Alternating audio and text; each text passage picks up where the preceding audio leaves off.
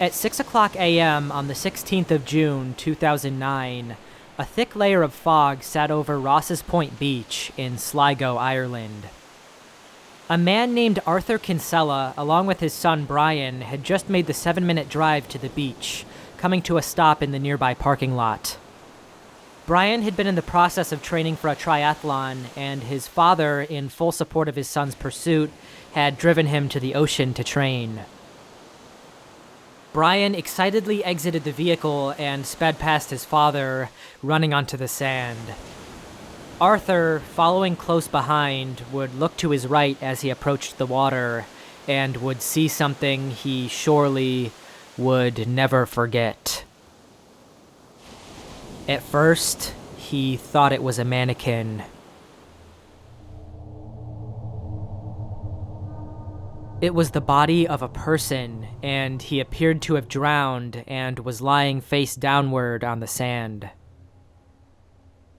After realizing what he was looking at, Arthur yelled for his son to come back in from the shore.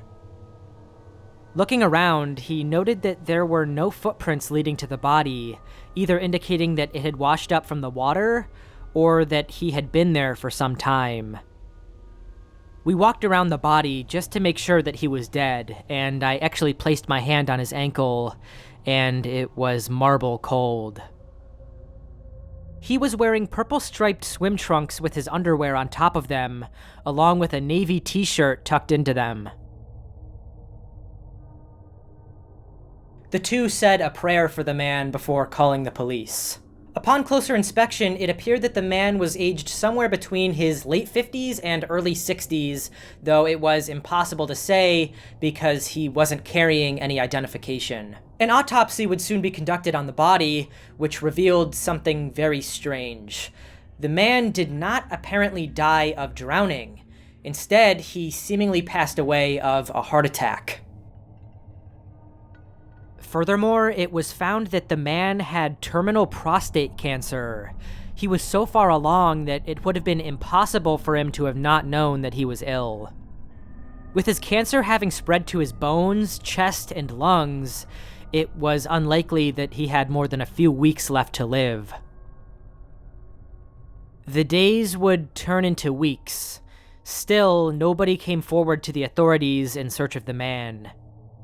An investigation was soon opened to try and determine who exactly this man was, revealing a very peculiar line of events.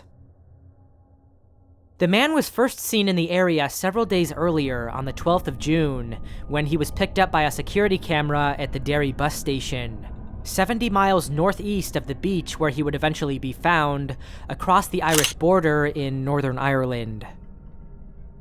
There, he was dressed in a black leather jacket, carrying luggage as well as a laptop bag hung over his shoulder. He boarded a bus in the middle of the afternoon across the border and into the Irish town of Sligo. He would arrive just before 6:30 that evening, where he would be seen taking a taxi to the center of the town, before he began trying to book himself for a stay at several nearby hotels, the first of which was already full. He would then try the nearby Sligo City Hotel, where he would book the next 3 nights, paying for the entire stay in one shot. At the counter, he would write down his address as Einstedersen 15, 4472, Vienna, Austria, along with his name, Peter Bergmann. It was at this point that it became clear that this wasn't an ordinary trip for this man. He was deliberately trying to avoid being traced, because no Peter Bergmann lived at that address in Vienna. In fact, the address didn't even exist at all, and no record of anyone named Peter Bergmann fit this man's description. The man was reported by several witnesses to have a Germanic accent which did not match with the address he gave, indicating, at the very least, that he likely wasn't from Sligo. After following the man's movements over the next several days through CCTV cameras planted across the town and inside of the hotel, authorities noticed that over his short stay, the man had exited his hotel carrying a purple plastic bag 13 different times, always returning without it. Even more strange, when they would try to track down where he would dispose of the items in these bags, he would conveniently always be out of sight of the cameras or in a blind spot. None of them were ever able to pick up exactly where he had taken them, or, more importantly, what was inside. Also of note is that at no point is he ever seen drawing any more attention to himself than necessary. He never struck up any conversations with anyone other than to taxi drivers and at the hotel's reception desk. On Sunday the 14th, the final night the man would spend in the hotel, carrying a map, he found a taxi asking the driver to take him to a quiet beach where he could go for a swim. He suggested Ross's Point Beach and took him there. During the drive, the man conversed with the driver, informing him that he was from Austria. Upon their arrival, the two drove around as the driver showed him the area. Instead of getting out, however, Bergmann then asked the driver to take him back to the town, where he returned back to the hotel and settled back in for his final night.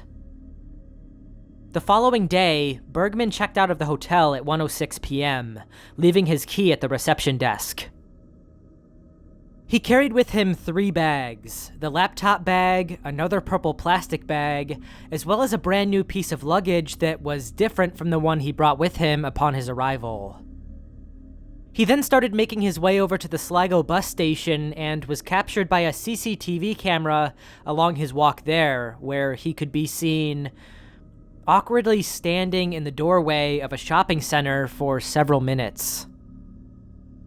At 1:16, he finally walked the rest of the way to the bus station before ordering a cappuccino and a toasted ham and cheese sandwich upon his arrival. He can then be observed sitting down next to several other people without saying anything to them, pulling a piece of paper out from his pocket and writing something down on it before tearing it up and throwing it into the trash. From there, he boarded a bus at 2:20 headed for Ross's Point. He arrived at the beach at 3:30 that afternoon, where he was seen by 16 different people just walking along the shoreline. He was apparently in a positive mood and was greeting other beachgoers. He was easy to remember because he was dressed very formally for a trip to the beach, wearing a long-sleeve blue shirt, black jacket, and dark trousers. There were reports of him sort of aimlessly wandering around that beach all throughout the afternoon and into the night. At 9:30, he was again seen by a husband and wife watching the sunset on the beach, who said they saw him with his trousers rolled up to his knees nearby the water. Others would see him meticulously stepping into the water, slowly putting one foot in front of the other. The final person to see the man alive witnessed him carrying one of those plastic bags just 10 minutes before midnight, some 8 hours after his arrival on the beach that day. After the man's body was brought into the hands of the authorities, they discovered that the man had even gone as far as to cut each and every tag off of his clothes, possibly in an attempt to prevent himself from being traced. During the autopsy, no medication of any kind was found inside the man either, which was strange given the amount of pain he must have been experiencing from the cancer. Once again, his cancer was so advanced that it would have been impossible for him not to be aware of it. And this fact makes me certain that his actions were reflective of his knowledge that he had very little time left on this earth. As for the 13 different plastic bags he left the hotel with, it's really anyone's guess as to what he could have been getting rid of and why it was so important for him to dispose of their contents. It's also extremely peculiar that in the 15 years since Peter Bergmann's death, he still hasn't been identified by any friends, acquaintances, or loved ones. Again, I'm positive that this man knew his days were numbered, and maybe that he even knew he was witnessing his final sunset that evening on the beach.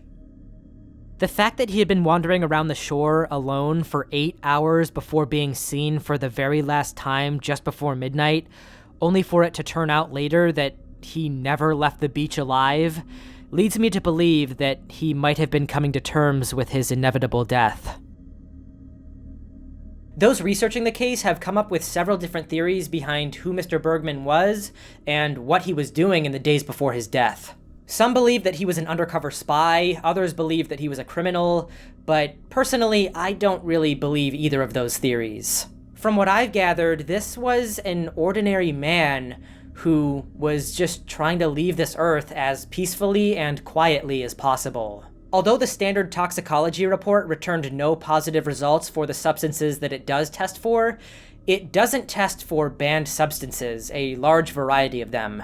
Because of this, it's still entirely possible that he swam out into the ocean before taking some sort of a pill to end his suffering and end his own life. Maybe Peter Bergmann never wanted to be found or identified.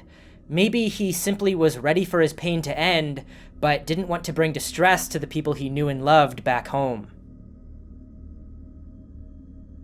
So this video was a bit of an experiment to see what you guys might think of maybe a sort of new case studies series where I spend an entire video diving into one specific case that's happened in history. So if you guys are interested in maybe seeing more of these, or you have any other ideas for any future case studies, let me know in the comments and maybe I'll cover them in the next video. The main reason I'm playing around with this video format is because a lot of my content takes like 2 to 3 weeks to produce a single video. Like the Disturbing Rabbit Hole collection and most of the iceberg videos take at least 2 weeks to make.